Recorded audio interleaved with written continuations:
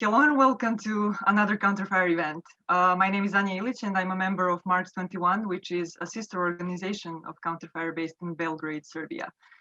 Today I'll be speaking with Kevin Ovenden, who is a lifelong socialist and gay liberation activist currently based in Athens, Greece. Kevin and I are talking on the occasion of Pride Month, which is celebrated every June to commemorate the Stonewall riots, which of course marked the turning point in the struggle for gay rights. But unlike all these corporations who suddenly put pride flags behind their logos during Pride Month to basically present themselves as the defenders and advocates of gay rights, Kevin and I would like to try to trace back its true militant and grassroots origins and to reflect on the LGBT liberation struggle today. So Kevin, why don't we start with a little bit of history? Can you tell us something about the origins of Pride Month and about the birth of a modern gay rights movement? You've given us the right place to start. The origins of something called Pride Month are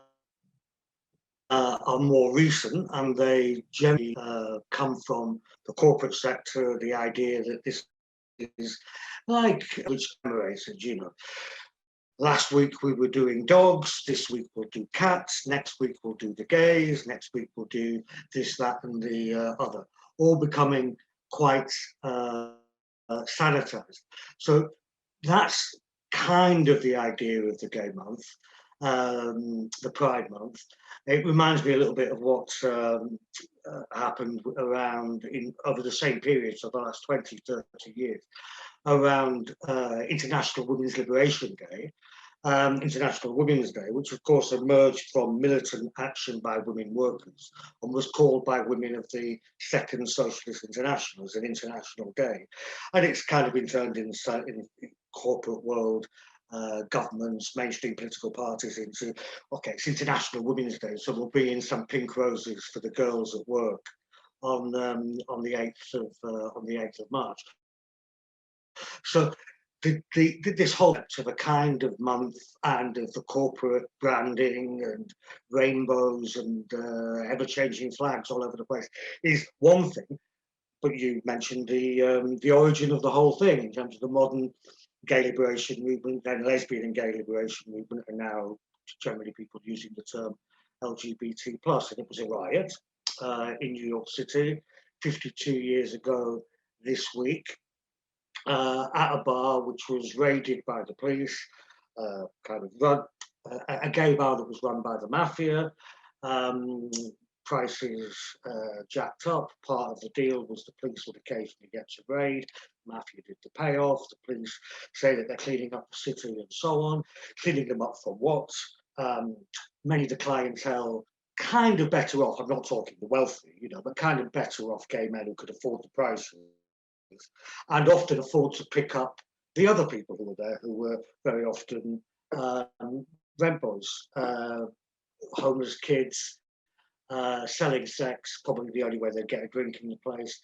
And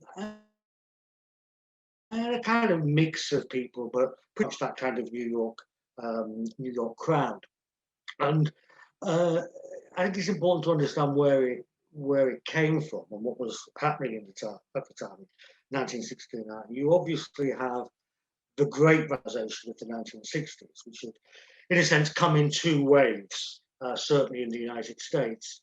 Early on, you'd had the Black Civil Rights Movement, a movement for the demand and acceptance into the society for legal equality, particularly in the southern states of the US. That had been associated with the beginnings of a youth cultural radicalization. If you listen to music, it seems incredibly tame now, but the Beatles going over to the United States, the music was breaking out of the extreme straitjacket of official 1950 society, both in the US and in Britain. So you'd have that phase, and then it becoming more and more politicized around the radicalization of the Black movement and around the emergence of a mass anti-war movement in the US. The ghetto uprisings, the riots that accompanied the murder of Martin Luther King in 1968. So you have all of this going on. Of course, you have the events in France. You have a whole wave of events in the year of 1968, which will have involved lesbians and gay men, certainly the younger people, because a lot of these movements were youth movements. But then drawing in wider layers of people. This was particularly the case in France with the great general strike. Now, I'm going over kind of in some detail because it's quite important to understand that in 1969 it wasn't the first time that people in a gay bar had objected to the police presence, not the first time that people had tried to organise. In fact, in the US in 1950, an organisation had been formed called the Mattachine Society, which was initially really quite radical, and it was formed by people of the left, members of the Communist Party. This was despite the fact that the official position of the Communist Party had followed the shift in the USSR in the 1930s, which had been to abandon the liberatory idea of gay liberation, wasn't called that, but sexual liberation, freedom for homosexual people of the early 1920s. It had abandoned that and moved to a very rigid, quite patriarchal in the view of the family and of the position of women and of sexuality. Despite that, this came from the left. It suffered from the enormous pressure of McCarthyism, and you have a more kind of reforming, conventional, respectable element of it. Now, when I say things like that, let's not be so disparaging about people. They did a protest in Washington. All the men dressed in suits, nobody dressed outrageously. I think there were a few women who were dressed very modestly and so on. Nevertheless, they had identified themselves as being gay at the height of McCarthyism, and with this, it wasn't a cowardly thing to do. But then you have come 1969, this thing comes together,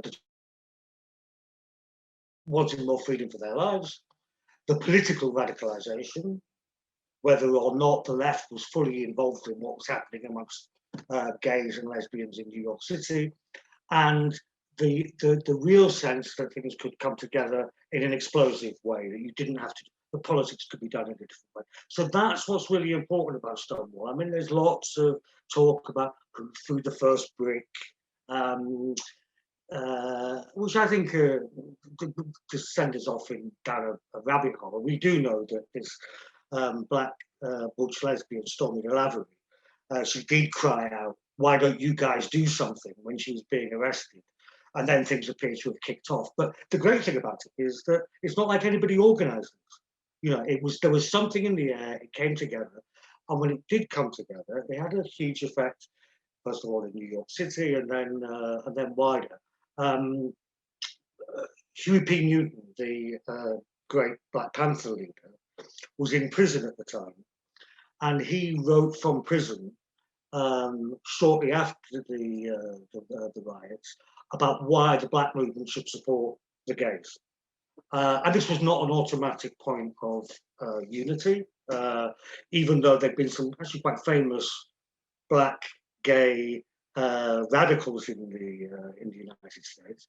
But it wasn't an automatic point of unity. So that gives you one sense of it. The second is that this was sustained. It wasn't just one night, people had a fight with the police, and then it all went back to normal. It went on for 3 nights, it spread, people came into the area, became more politicized. It wasn't just that we're against what the police are doing to us, but question of Vietnam, they're doing this to the black people, they're harassing the kids on the street for selling sex or what have you. And all of that started to come together. And it's out of that you had the idea of gay liberation, the Gay Liberation Front. This is a time when you had the National Liberation Front in Vietnam, the Women's Liberation Movement. You have obviously the shift from a demand centered upon equal civil rights to black liberation as an international struggle, the liberation of people in Africa, in Asia, and in the ghettos of the United States, which meant more than just formal legal equality. So all of that's going on.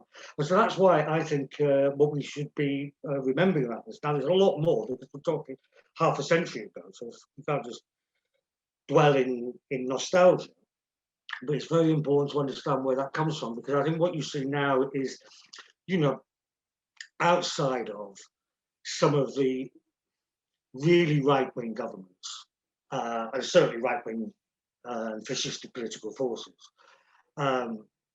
Poland, Viktor Orban, people that you have to oppose in Serbia, people we have to oppose in Greece. Outside of those, the bulk of the kind of official forces of society will say, actually, we're all cool with the gay thing. They're not often, or we're cool with the trans thing, or what have you, and kind of painting a rainbow flag upon corporate capitalism.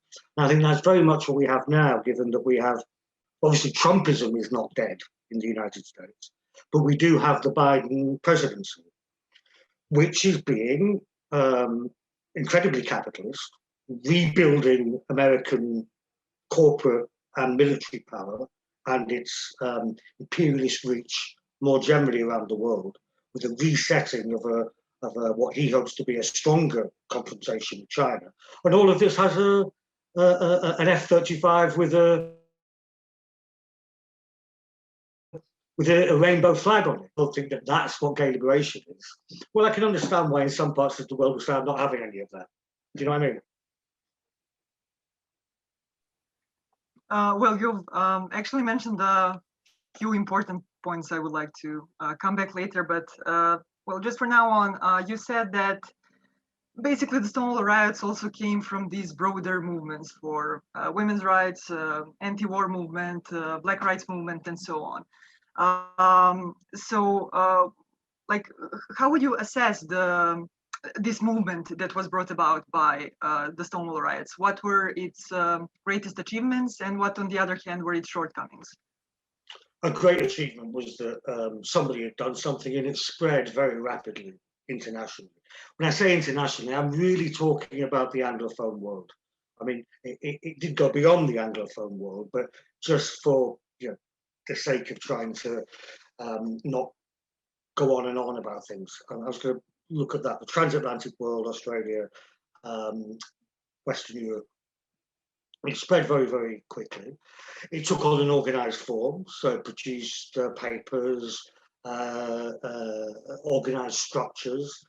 It did so partly in an antagonism with the what was then being seen to be failing politics of conventional work through the liberal institutions of politics, be it in Britain, the Labour Party and the far less extent the Liberal Party, or the Democratic Party in the United States. And there was a much more of a sense of we do it ourselves, we're impatient for change, very radical, and having an impact. I mean, the greatest impact, and it was the thing that was emphasised in the name of the paper that was launched, called Coming Out, was encouraging people to be able to come out openly as gay. And that was done often in a kind of confidence-building way, collectively, of protests, hence the gay pride demonstrations, lesbian gay pride, all sorts of other events, events which confronted sources of reaction, reaction in newspapers, reaction in politicians. The women's liberation movement was doing this with the Miss World, the protest against Miss World, really stirring things up. So I think this is great, absolutely great. I mean, for those of us today where a lot of politics has become sanitized, where even a left politics, it's often quite conventional about passing this policy, the idea that you can do this directly is great. And in some areas, the radicalization was even greater. I'd say in Britain,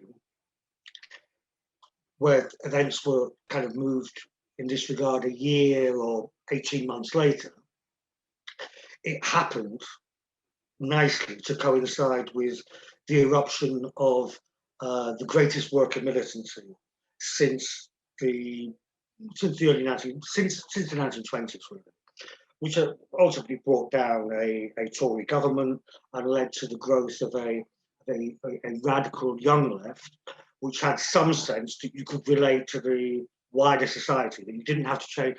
That changing things didn't mean that you were the hero who would grab a gun and go to the mountains, and that would bring down the state, but you could take the message into the wider society. And that had an impact on the Gay Liberation Front in Britain, which was, I'm putting it a little crudely, but was a bit more socialist or socialistic. I mean, there were different strands, and for reasons I'll come on to in a moment, the strands parted company. The thing was short-lived, but at its best, you know, there were people taking a gay liberation pink flag, big, huge banner, onto a demonstration to free dockers who've been imprisoned for breaking the anti-union laws. Now, you know, I don't think history records exactly what the dockers thought about these gays turning up, but they were there, and some thinking did have to take place. We could perhaps come back to that later, but that was there at the beginning. That's one achievement. The second achievement was that it forced or led to, at least in some places, a recovery of some recovery of the socialist tradition on these questions, which had been destroyed in the course of the 30s, 40s, and 50s. I hinted at that earlier. The greatest destruction, of course, was the physical destruction of a whole generation of the left, of the avant-garde European left, on account of the Holocaust and of the Second World War and all of what that meant. So there's some looking back at history, some recovery of that, not just of the socialist left. I mean, it influenced people, some of them gay, some of them not, in history, in anthropology, to be a bit more open about what they had discovered and wanted to research, be it ancient Greek society, Mesoamerican society, and that there had been different understandings of sexuality, and that this idea that homosexuality was abnormal or just a modern deviance was not backed up by the history. So that's an important gain also. Now, the weaknesses, I think, one is, it's kind of summed up in what I think is quite a wonderful slogan on one level, which is, make a revolution, it's only a kiss away. And it wasn't a weakness that was unique to the gay and lesbian movement. It was, in a sense, built into the radicalization from, let's say, mid-late 1960s to the mid-1970s. For most of that time, most of the people who really radicalized did think that the revolution was, if not only a kiss away, well, a few years away, 5 years at the outside. And that's kind of reflected a bit in in some of the thinking. I mean, there were some important theoretical advances. I'd say, obviously, a range of ideas, and they developed quite rapidly. But very importantly, the sense that this discrimination against oppression of lesbians and gay men was a product of the fundamental oppression of women, and that women's oppression, in some way, big debates about it, is connected to the capitalist and classist system overall. And therefore, we're talking about a really radical transformation of society in order to be able to get rid of these things. And we have commonalities in that. Now, I'm putting, if you like, my take on all of that. People would phrase that differently, but that was a big thing that people were addressing. And lots of theoretical discussion about that. Now, quite a lot of the theoretical discussion reflected the immediacy of the time and the idea that, you know, if more people come out, in a sense, the system will just come tumbling down. And there were people, a strand of activism which was called radical drag. So this would be a man, say me, with a beard, you know, evidently a man, not trying to present as a woman, putting a frock on, going on the bus, walking down the street in mid-1970s, early 1970s London, and inviting the hostility of usually men, in order, a bit like a kind of situationist action or an agitprop thing. We can debate about how effective this was really in bringing down the system. Certainly the people who did it were very brave. But I think you had quite a lot of this voluntarism. Well, it's affected all of the movements, certainly by the mid-late 1970s, where we'd not just gone from one victory to another. There had been important victories, and including important shifting of cultural attitudes and what have you. But the other side hit back. Check the Black Movement, the recent film about Fred Hampton, which is very good, shows very well the other side literally hit back. They assassinated the leaders of the Black Liberation Movement. Perhaps less dramatically, people find themselves being victimized at work. Less dramatically, but in a sense more of lasting damage, was that the initial wave of it'll all come tumbling down tomorrow gave way to we have to work a bit more quietly, a bit more carefully going through the system. What a reformist term. And we've seen this previously in the history of radical movements and the socialist movement. And this happened around the GLF. I mean, so by 1973 even, in New York, there was an attempt by the official Pride Committee to stop the drag queens going on the demonstration.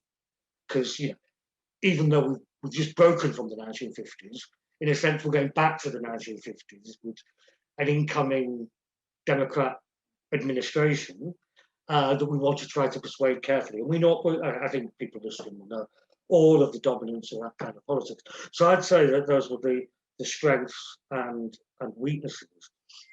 There's no doubt that without this rupture that we had 50 years ago, both generally and around this question, that we wouldn't have opened up the space for the reforms which generally came later. So if we talk about the LGBT liberation struggle today, I think we can say that this overall political situation is much more complex in a way. So, for example, today we have a lot more organizations fighting for LGBT rights, but there is this sort of reformist trend, as you mentioned, like many of these organizations aren't actually built from below, directly coming from a struggle taking place. There is now actually like a trend of very wide NGOization of LGBT struggle. And I think we can say that many organizations have actually become deeply intertwined with the establishment. So there was this recent controversy in Britain surrounding the Stonewall organization and its so-called Diversity Champions program. So can you maybe tell us a bit more about that and what issues it illustrates? As you say, you have this in some countries NGOization, which is kind of a horrible word. I first heard it in the anti-capitalist movement 21 years ago, and it was used by people who've been fighting for indigenous land rights, against environmental destruction, to describe how radical movements against ecocide had now come under the umbrella of organizations which were quite happy to take money from BP and Shell and greenwash them and so on. So again, this is a symptom of a wider problem. It's not that gays and lesbians and LGBT people can't keep radical. It's symptomatic. Of course, it does depend a little bit where you are. This weekend I saw horrific pictures from Turkey, where in Istanbul people tried to have a pride demonstration and were beaten, really badly beaten, and tear gassed by the police. I know in Serbia people had to defend their space against fascist and orthodox reactionary forces. So we should be, being internationalists, we should bear in mind that particularly where the heel of oppression is greatest, that people, even the NGOs, the more grassroots NGOs there, are forced to be more radical. But if we come to Britain, which you mentioned, there's a plethora of organizations. Some of them emerged as grassroots, A few remain grassroots. That's one section. Another are people who actually provide services. And here, this is, in a sense, a good game. Where you used to have volunteers running a helpline, there's now a funded helpline, or there is an initiative around lesbian and gay, bisexual and trans homeless people and so on. That's an advance, and we want those kind of things to happen. Stonewall emerged kind of as a bit of both. It emerged out of the passing of this anti-gay legislation called Section 28 in Britain in 1988. And Stonewall was from quite famous people, quite famous actors, some people who knew political lobbying, PR and things like that, but were active. They're good people to try to lobby to reverse this law, which we were eventually successful at that. Now, at the time, I suppose, I was, quite a lot of my friends took the attitude, oh, this is just quiet lobbying and what have you. Now, to be fair to them, they did actually do the job, they produced the materials, and they helped to change minds and helped activists on the ground to take that message into workplaces and all sorts of other places. Now, what's happened with Stonewall is that really the last 10 years, certainly the last 8 years, all of the kind of legal lobbying things have been won. If you want to get married, and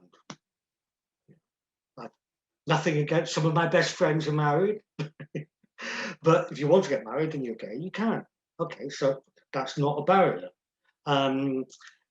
There are, of course, real issues of discrimination and oppression, but by and large, the legal framework is in place for you to be able to deal with that. It's not like you're trying to transform a legal, political, in the narrow sense, setup.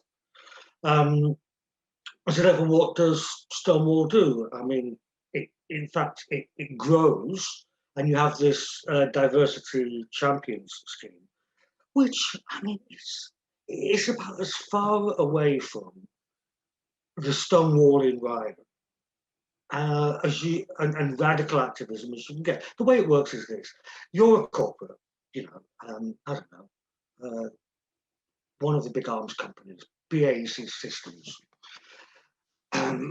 You apply for this scheme, you get your people on the training. Stonewall ticks some boxes and says, well, we need you to change your language. I don't know how you make an international arms manufacturer more gay friendly, but this is what it's supposed to be. And then you can move up the ladder of our top 100 diversity and inclusion people. And then what they do is that the policies, the personnel policies, the social media of the company and all of this, that have to conform not to something which is widely shared and as a unifying position of what it means to be at least opposed to anti-gay, anti-LGBT prejudice, but is a whole series of ideological positions which are, let me put it politely, highly contested. The idea that you are more inclusive if you abolish the word woman or mother from your employment policies. Well, mothers are covered in law from in terms of protection from being sacked when pregnant or immediately after being pregnant. Nevertheless, more than 50,000 women have lost their jobs out of being pregnant in Britain. So this is more inclusive, that we stop using the word mother. And by the way, who is demanding this? Which gay or lesbian teenager, trans teenager, is who's stuck at home, can't leave home because there's no housing, and is in a really difficult situation? Who's demanding that the local council stops using the word mother? What they're demanding is better resources, facilities, some way of being able to have the space so that they can then deal with parents who are being very, very unhelpful, to say the least.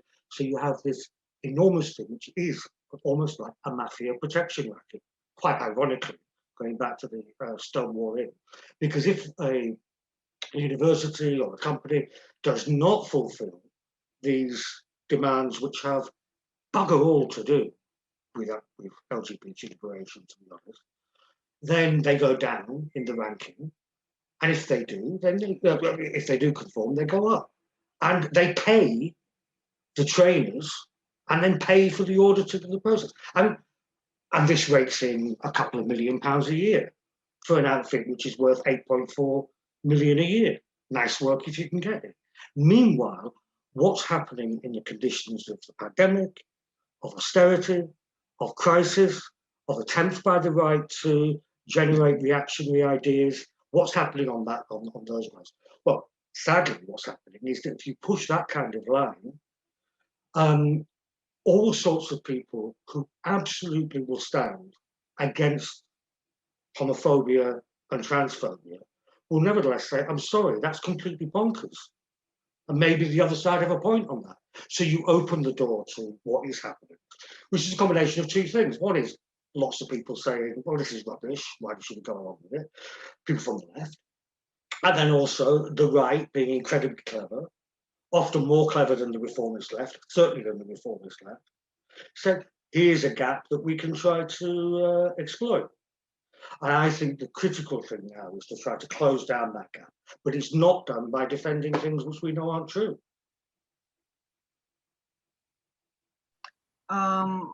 You've mentioned some of these, well, all dilemmas facing the movement for LGBT liberation, but in recent years, there have been some, let's say, more newer questions that open up and steered quite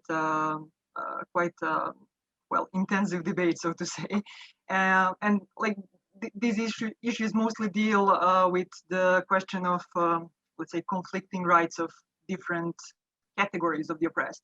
So to mention just a few more recent examples, in Britain, there was a lot of debate around the Gender Recognition Act and its reform, then about the Bell versus Tavistock case, lastly about the case of Maya Forstater. So why do you think that these debates matter, and are they really reducible to well, stereotypes usually associated with them, like saying that this is a fight between the left and the right, or between women and LGBT population and so on?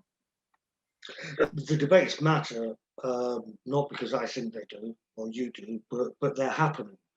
And I suppose the first thing I'd say is that's the answer to people who took an extremely bad road, in my opinion, some years ago by saying there is no debate, that we're simply going to assert that opposition to this form of oppression, in this case transphobia, requires ideological agreement with a set of ideas and principles which are at the very least disputable. And if you dispute any of the ideas that we're putting forward, there's no debate and you're don't care about the oppressed or you're being oppressive. Now that's a disastrous approach. It's been seen to be disastrous. It's not an approach that and socialists, certainly our kind of socialism, mine and yours, would take under in any other field. You know, that in order to oppose racism, you have to agree with the theory of white privilege, if you're talking about anti-black racism. And if you dispute that theory, that description, the language, the things that go with it, that you don't care about racism.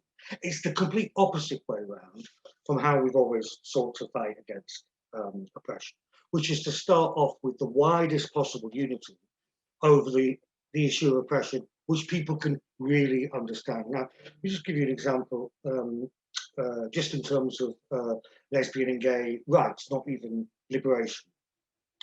This is involved, in my experience, my direct experience, not simply trying to convince people that gay is good, one of the old slogans, that there is nothing natural in the strict determinist sense of being heterosexual and therefore unnatural about being gay.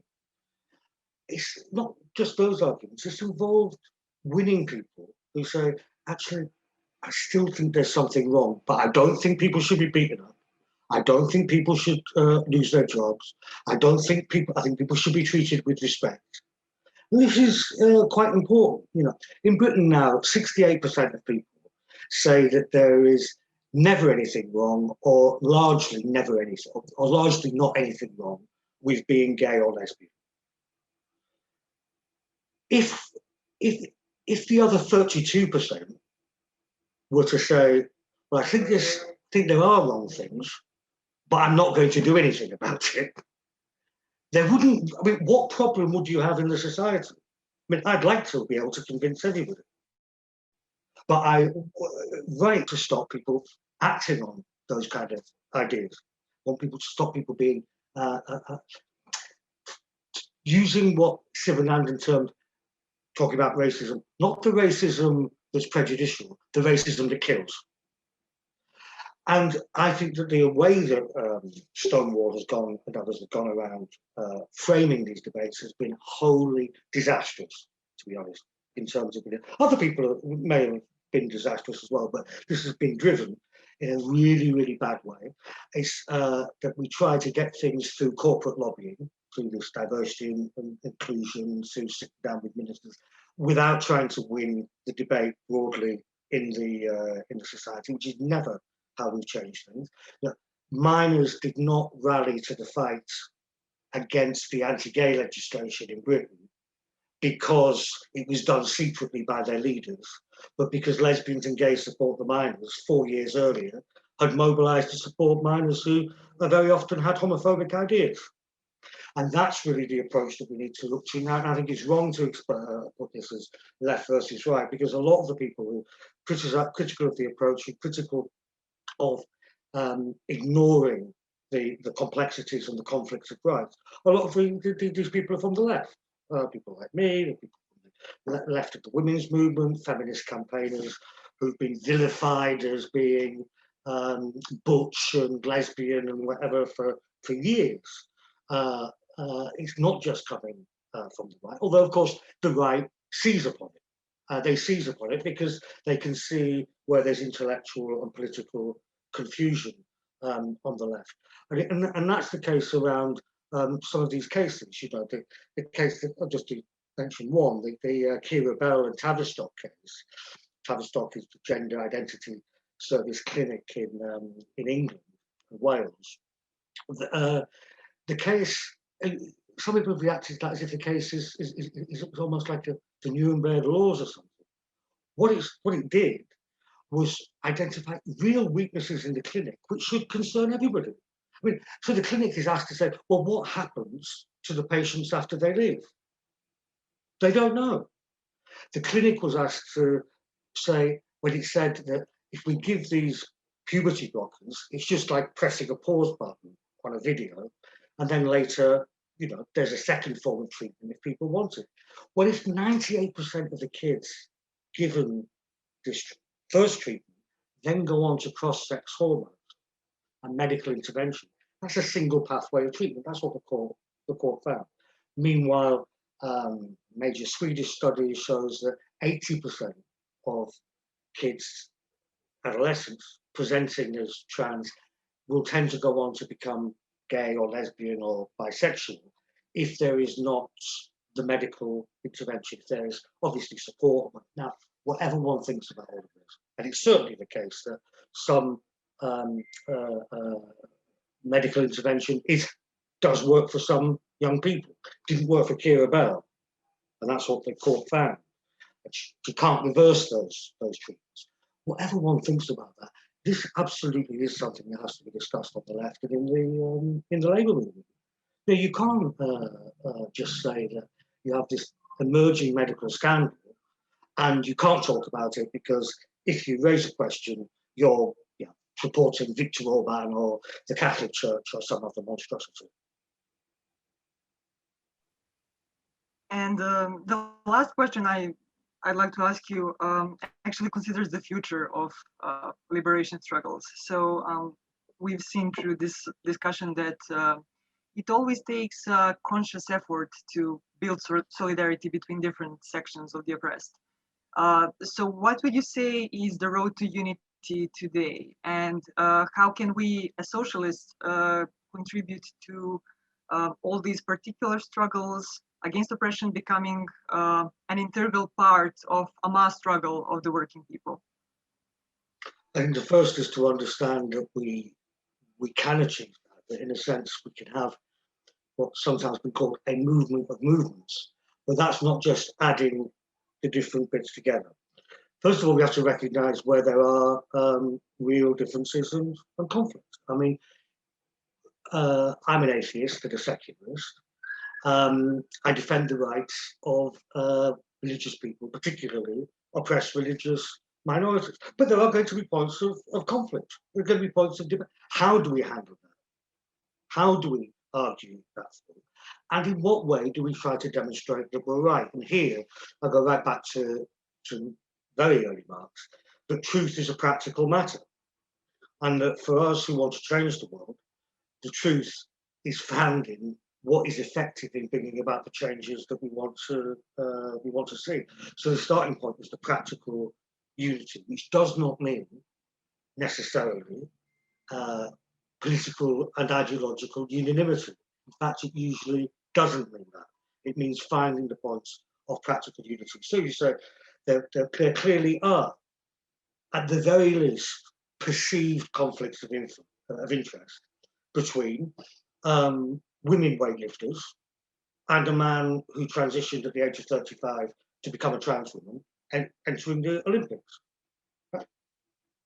You can't just say we can't talk about that, because when that is shown on the television, hundreds of millions of people around the world will talk about it, of whatever oppressed category or exploited category. And we have to be able to engage in that. That's the first thing.